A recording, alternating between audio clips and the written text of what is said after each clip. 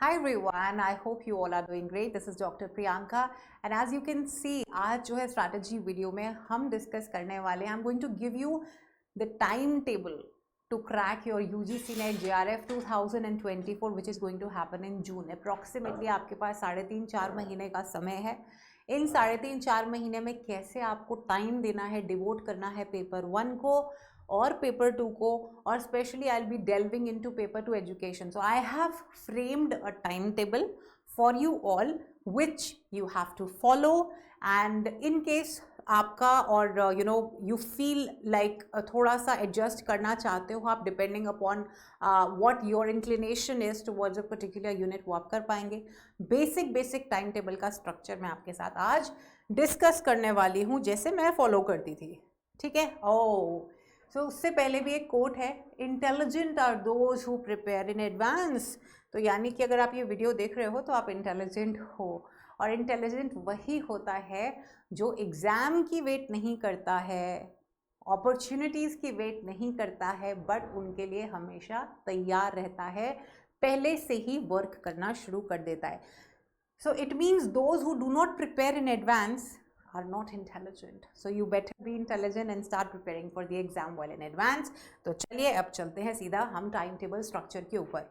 तो देखिए, paper 1 paper 2 दोनों इंपॉर्टेंट है. पेपर 2 ज़्यादा लेंदी होता है लेकिन पेपर 1 को हम इग्नोर नहीं कर सकते. ठीक है. तो एक पहले से मैं आपको बेसिक सा ओवरऑल आपको बताती हूँ कि कैसे आपको मैनेज करना है. तो देखिए स्टूडेंट्स, अभी है फेब्रुअरी. ठीक है. तो आपके पास फेब्रुअरी के 3 वीक्स हैं. ओके. मार्च के आपके पास अप्रॉक्सीमेटली कितने होंगे? 4 वीक्स होंगे. अप्रैल के कितने होंगे? 4 वीक्स होंगे. मई के कितने होंगे? 4 वीक्स होंगे. जून के मान के चल सकते हो आप 2 से 3 हफ्ते आपको मिल सकते हैं, क्योंकि हमें स्केड्यूल एज सच हमें ये नहीं पता एजुकेशन का पेपर कौन से दिन होगा, बट एक ब्रैकेट मिल चुका है. तो आप देख लीजिए आपके पास एटलीस्ट कितने वीक्स हो गए? 12, 13, 14, 15, 16, 17, 18. ओके. 18 वीक्स जो है आपके पास मिनिमम है. टाइम टेबल में मैंने 21 वीक्स का बनाया है, वो मैं आपको बता दूंगी कि कैसे आपको शिफ्ट करके उसको 18 वीक्स के अंदर, क्योंकि I have made it like for 5 to 6 months. So but अभी क्योंकि आप मेरे साथ अगर पढ़ रहे हो तो आप 2 यूनिट्स ऑलरेडी फिनिश कर चुके हो, तो हमारे लिए ये मोर देन सफिशिएंट टाइम है जून का नेट क्रैक करने के लिए.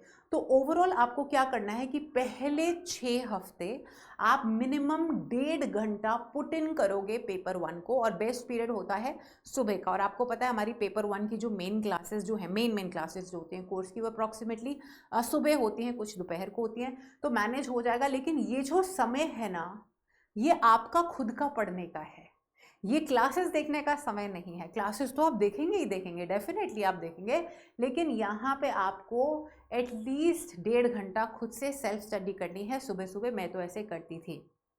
ओके. और आप जब क्लासेस देख रहे होते हैं, ये तो रहा सेल्फ स्टडी का टाइम, लेकिन जब आप क्लासेस कर रहे होते हैं, टेंड टू एंश्योर करो, जैसे मैं आपको बोलती हूँ कि ये की वर्ड्स हैं, की पॉइंट्स हैं, इनको लिख लो, तो एक कॉपी रखा करो. मैं तो ऐसे करती थी कि मैम ने कुछ बोला इंपॉर्टेंट, तो एस्टेरिक बना के उसको लिख लिया. राइट. जल्दी होती है ना क्लास में, तो आप जल्दी शॉर्ट फॉर्म्स में आप लिख सकते हो. सो एंश्योर करो कि आप सेल्फ स्टडी करते टाइम, या फिर आप जब नोट्स लेते हैं, जब क्लासेस देख रहे होते हैं, तो आप रफ फॉर्म के नोट्स बनाइए, जिनको जब आप सेल्फ स्टडी करोगे नेक्स्ट डे तो आप उनको पॉलिश करके पूरे, और लेट मत करना. एंश्योर करना कि जो रॉ नोट्स बनाए हैं उनको आप फाइनल फॉर्म दे दो उसी दिन, या max to max next day, क्योंकि नहीं तो फिर समझ नहीं आता, गैप रह जाता है. उसके बाद एटलीस्ट आपको जो लास्ट के 2 हफ्ते होते हैं, जब एग्जाम डेट डिक्लेयर हो जाती है, तो आपको 1.5 से 2 घंटे जो है वो पढ़ना है, और मिनिमम आपको 2 यूनिट्स रिवाइज करनी है एवरी डे.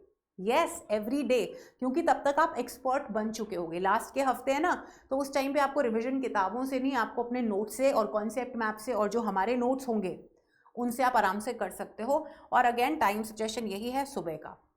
अब आते हैं पेपर 2 एजुकेशन के ऊपर.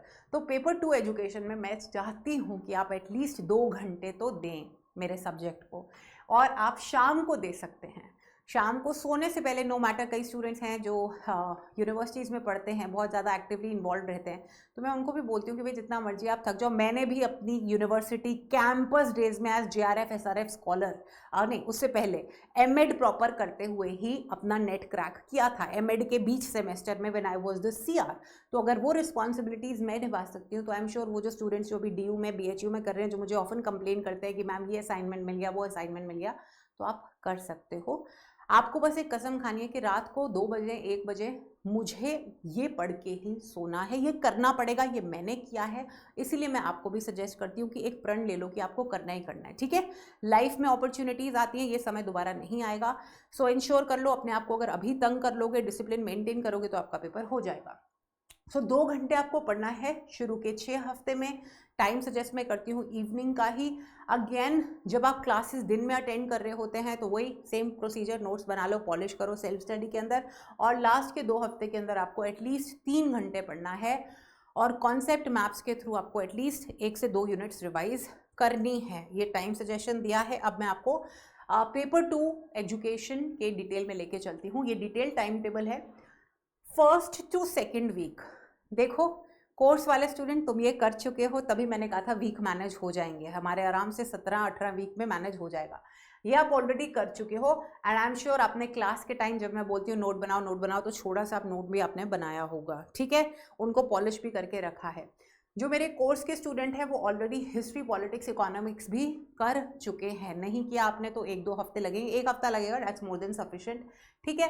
1st to 2nd वीक, क्योंकि ये बड़ी यूनिट है तो 2 हफ्ते दिए हैं इसको, ये उससे थोड़ी सी कॉन्साइज है, इसलिए 1.5 हफ्ता अब बहुत ज़्यादा है। अब हमने लर्नर एंड लर्निंग प्रोसेस जो है वो शुरू कर दी है कोर्स में। अगर आप कोर्स के स्टूडेंट नहीं हो तो आपको टाइम टेबल आप ऐसे फॉलो कर लीजिए कि आपको जो है 2-2.5 हफ्ते दे दो। ये उन स्टूडेंट्स के लिए है जो फर्स्ट टाइम पढ़ रहे हैं या जिन्होंने पहले अटेम्प्ट दिया, इतने बहुत ज़्यादा स्ट्रांगली पढ़ के नहीं दिया, ओके। सो आपको mid 4th to 6th week you have to do learner and learning process, never forget note making. Then 7th to 8th week जो है आप टीचर एजुकेशन पढ़ेंगे। 7th वीक में भी वैसे हो जाती है, 1 हफ्ते में भी हो जाती है। लेट मी टेल यू, जो मैंने ये टाइम फ्रेम दिया है ना, ये बहुत फ्लेक्सिबल टाइम है। इसके अंदर अगर मैं आपको 1.5 हफ्ता दे रही हूँ, इसका मतलब आप 1 हफ्ते में अगर रिलीजियसली कर रहे हो आप कर सकते हो। एक यूनिट करने के लिए मैं आपको इतने हफ्ते दे रही हूँ, which is more than sufficient, and an intelligent perseverant student who is a disciplined student can finish 1 unit in 1 week at least, आराम से। Then 9th to 10th week में आप करिकुलम स्टडीज पढ़ सकते हैं, 1 हफ्ते में भी पढ़ी जा सकती है। फ्लेक्सिबल अप्रोच, क्योंकि हाउसवाइफ्स भी हैं, कई कामकाजी लोग भी हैं, कई प्रिंसिपल्स भी पढ़ रहे हैं, कई स्कूल टीचर्स भी पढ़ रहे हैं, तो I think it's more than sufficient. 9th to 10th week and 11th to 12th week 2 हफ्ते रिसर्च को दे दो, 2 हफ्ते तो दे दो, क्योंकि रिसर्च की यूनिट बड़ी है, आप लोग इसको थोड़ा टफ भी मानते हो, स्टार्स भी है, तो भाई 2-2.5 हफ्ते अगर आप देना चाहते हो तो आप दे सकते हो, कोई इशू नहीं है।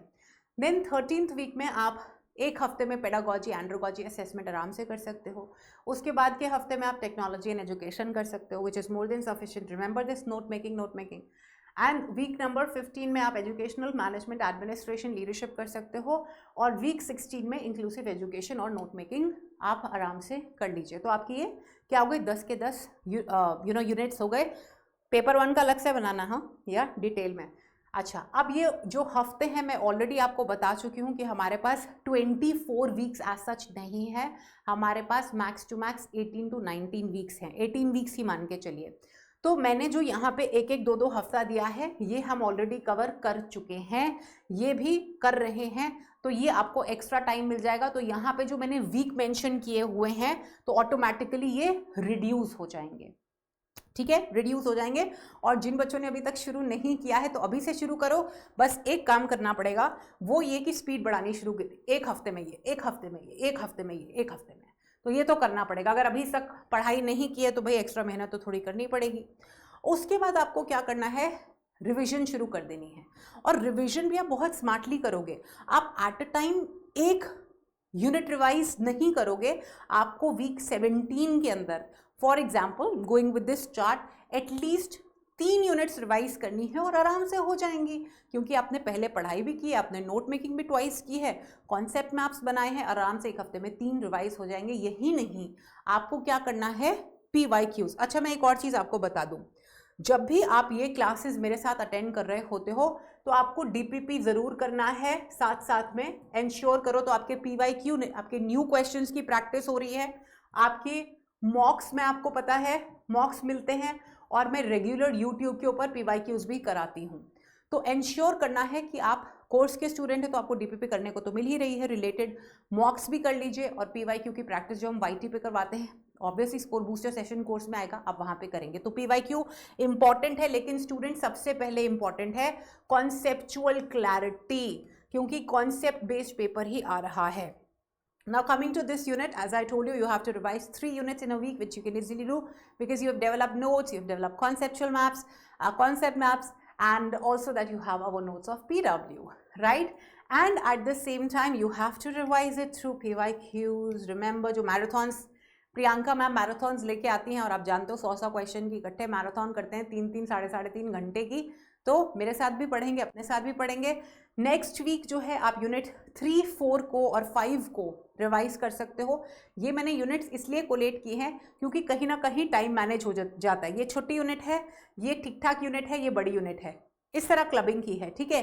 ये जो यूनिट 4 है ये ठीक ठाक यूनिट है, ज़्यादा बड़ी नहीं है। ये बड़ी यूनिट है, यूनिट 5 ठीक ठाक यूनिट है, तो इसलिए मैंने इसके कॉम्बिनेशंस बनाए हैं। अगर आपका एप्टीट्यूड कुछ और है या आपकी इंक्लिनेशन यूनिट्स की तरह और है तो आप उसको एडजस्ट कर सकते हो, उसके अंदर कोई इशू नहीं है।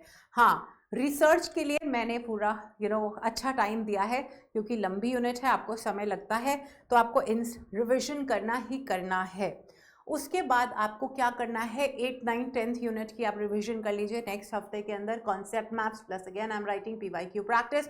और फिर जब लास्ट के 2 हफ्ते रह जाते हैं तो टाइम ज़्यादा डिवोट किसको करना है, पीवाईक्यूज को, और इंश्योर करना है नोट्स को नहीं छोड़ना। ऐसा नहीं है कि सिर्फ और सिर्फ पीवाईक्यूज करेंगे, नहीं, इंश्योर करो कि जो कॉन्सेप्ट मैप्स बनाए हैं at least go through them.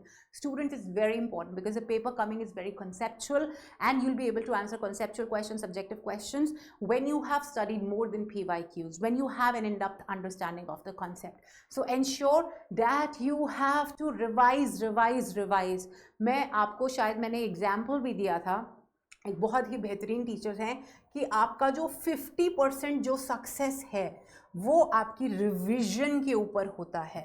Revision ऐसा नहीं है कि एक कॉन्सेप्ट पढ़ लिया, हाँ भाई अब मुझे आ गया, ऐसा नहीं होता। ह्यूमन माइंड ऐसा नहीं है, ह्यूमन माइंड को बार बार पढ़ना होता है, इसलिए रिवीजन लास्ट डे तक आपको करनी है with the help of concept maps and previous year 5। पहले हम कहते थे 10 ईयर के पीवाईक्यूज, लेकिन अब मैं नहीं कहती हूँ, अब मैं कहती हूँ लास्ट 5 ईयर्स, क्योंकि ट्रेंड बहुत चेंज हो चुका है। 2013 से लेके 2017 के क्वेश्चंस कुछ और थे, बीच में सिलेबस चेंज भी हुआ था, मैं लिख देती हूँ, ठीक है। यहाँ 2013 में सिलेबाई चेंज हुआ था, मतलब सिलेबाई भी चेंज हुआ था और पैटर्न भी चेंज हुआ था। उसके बाद चेंज हुआ था 2017 के अंदर, फिर से पैटर्न और सिलेबस चेंज, पैटर्न तो नहीं कह सकते बट सिलेबाई चेंज हुआ था। सो अब मैं ये बोलती हूँ कि जो हमने लास्ट 5 ईयर का ट्रेंड देखा है, क्वेश्चंस बहुत डिफरेंट तरीके से बन रहे हैं। इसमें बहुत ज़्यादा फैक्चुअल क्वेश्चंस पूछे जाते थे, सिंपल पूछे जाते थे। 2017 ऑनवर्ड्स कॉन्सेप्चुअल शुरू हो गए हैं, डिस्क्रिप्टिव क्वेश्चंस, फैक्चुअल क्वेश्चंस, बहुत इनोवेटिव क्वेश्चंस भी पूछे गए हैं। जून 2023 का पेपर मैंने अभी हाल ही में पूरा सॉल्व कराया है, आप देख सकते हो किस तरह की कॉन्सेप्चुअल क्लैरिटी सब्जेक्टिव वे में उन्होंने हमसे पूछी। इस बारी का क्वेश्चन पेपर इजी था। अभी रिवीजन होगी सिलेबस की, सिलेबस चेंज नहीं होगा, रिवाइज होगा, कुछ एडिशन होगी, कुछ डिलीशन होगी, 75% सिलेबस जो है वो सेम रहने वाला है। और आपको यही करना है कि मॉक टेस्ट, पीवाईक्यू सेट्स आपको प्रैक्टिस करने हैं रेगुलरली लास्ट के 2 हफ्ते। व्हेन आई से पीवाईक्यू सेट स्टूडेंट्स, मतलब आपको सिटिंग देनी होगी 2 आवर्स की। उन 2 आवर्स के अंदर आपको एक सेट अटेम्प्ट करना है। और मैं तो बहुत ही क्लियर हूँ, मैं कहती हूँ कि 2 घंटे नहीं, आप अपने आप को दो 1.5 आवर्स। क्यों? क्योंकि ये पावर टेस्टिंग है और एग्जामिनेशन डे के दिन 100 चीज़ें हो जाती हैं, कभी नर्वसनेस होती है सेटल होने में, पेपर को एक बार ही देखना चाहते हो, है ना। तो बेटर होता है कि पहले से अपने आप को टाइम पावर टेस्टिंग यानी 1 मिनट 20 सेकेंड्स एग्जैक्ट, अगर आप 3 घंटे के हिसाब से जाओ फॉर अटेम्प्टिंग 150 क्वेश्चंस, एंड अगर आप 2 घंटे के हिसाब से जाओ for attempting 100 questions, it means you are going to get 1 minute 20 seconds to attempt one question, but I don't want you to do so. I want you to attempt one question in 1 minute. And ऐसा नहीं है कि एक question को 1 minute ही देना है. What I mean to say is when you've got factual questions, you can attempt them in 10 to 20 seconds. You can save that time to attempt a descriptive question or statement-based question. So this is how you're going to manage the time. So I tell you, start with 2 hours, but ensure that you're power testing and you finish one set at a time. Ensure कि आप check करिए आप कितने number हैं, जो भी question गलत किया है उसको रीअटेम्प्ट करते रहें जब तक कि वो सही नहीं होता. तो students, I think I have already told you last 2 weeks you have to focus a lot on complete previous year question paper set attempt और पेपर 1 भी करते रहना है. तो आई hope you enjoyed it. I hope this schedule which I made specially for you, और मैं आपको ये भी बताना चाहती हूँ कि मैंने भी कुछ इसी तरह का ही स्केड्यूल बनाया था. फ़र्क बस इतना था कि इसमें डेट्स नहीं लिखी, क्योंकि मैं एमएड कर रही थी और मैंने सेमेस्टर के दौरान अपना फर्स्ट सेमेस्टर क्रैक करने के बाद ही इसको दिया था. तो मैंने एक्चुअली में डेट्स के साथ टाइम टेबल बनाया था. यहाँ पे तो मैंने आपको सिर्फ और सिर्फ वीक्स लिखे हैं, जो कि आप आप भी इसको डिटेल में बना सकते हो, डेट्स लगा सकते हो. February 8th है, 9th है, 10th है, 11th है, 12th है एंड ऑल ऑफ दैट. तो आप डिटेल में 7 डेज का गैप देके आप कर सकते हो. So I hope you enjoyed this strategic video. Please take very good care of yourself. I will meet you another lecture very soon. Bye bye.